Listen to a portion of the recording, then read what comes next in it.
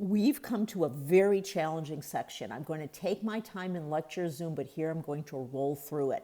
Please think of having a solid like silver chloride that does not dissolve, and one can add a Lewis base, in this case ammonia, and the solid will dissolve. That's essentially what they're showing in this picture. Here is silver chloride sitting in a beaker. Ammonia is dissolved in it, and what happens is we form an aqueous solution. Let's keep it that simple in this YouTube video. So what we're doing is we are forming something called a complex ion, and it has a KF, which will just be the same old products over reactants. It says that metal ions, remember they are Lewis acid. They can react with ligands, which are Lewis bases, and they're going to do something you've not seen before. They're going to form a complex ion. So I have my electron pair donors written here, and the general rule is a solubility for a metal salt will increase if the metal can form a complex ion. But you're going to say, what is a complex ion? Well, the fact is that silver chloride is insoluble. We can calculate out its solubility, and it definitely falls into that category. But in the presence of ammonia, this reaction is going to shift to the right. How does this happen? Well, it's all the way down here, okay? I hate to put it this way, but if you see silver chloride on the bottom and you see ammonia, what happens is we have formed an aqueous solution. That is our shift to the right, and that means our insoluble silver chloride has dissolved. How has this transpired? Well, the silver cation, it can react. This is a Lewis acid. This is a Lewis base. This is called a complex, and it has a KF formation. The value of it is on the order of 10 to the 7th. So you know that it is much, much greater than 1. It will be going to the right. We don't do anything fancy here. We simply write our product divided by our reactants, and that's where the value comes from. Now, you've seen us work with common ions. We have an overall process here. We've got our KSP equation, we have our KF equation, and that will give us our overall K equation. Oh, what does that tell you? It'll be KSP times KF. Yes, we are building on everything we've had before. Stop and let this sink in. I need to keep moving along.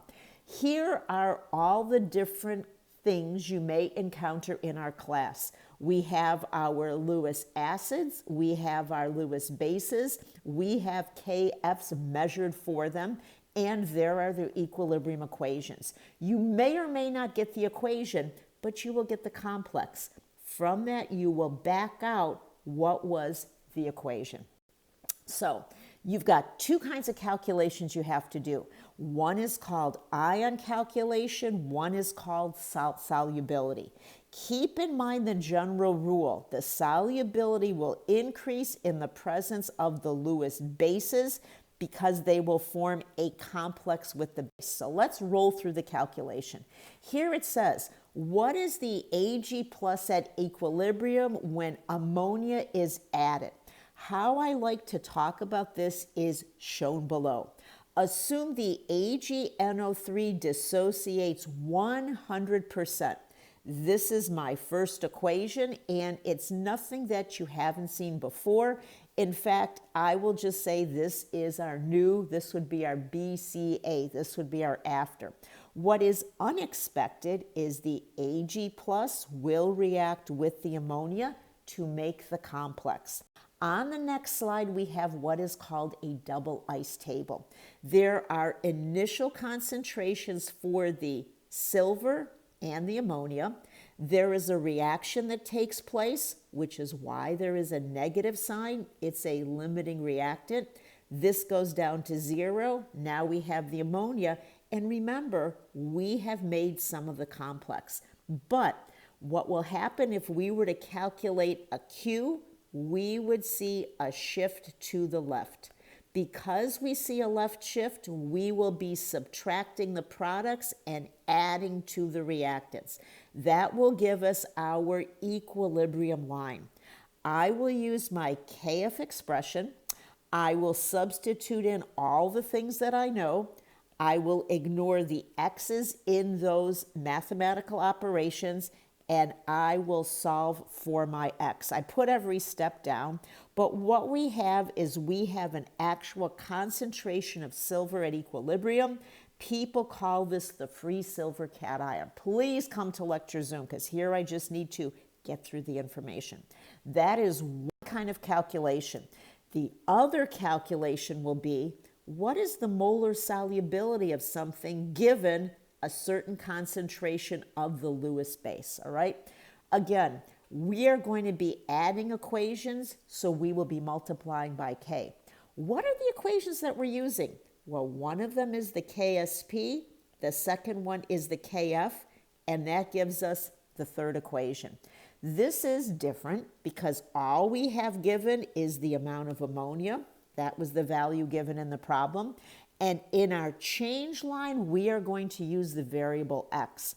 As I do my equilibrium, which it looks like I forgot to type, I have those values of x's. This one does not appear because it's a solid. I write the k, which is the KSP times the KF. That is going to give me the value of 2.9 times 10 to the minus 3. And all of these things come from my equilibrium line.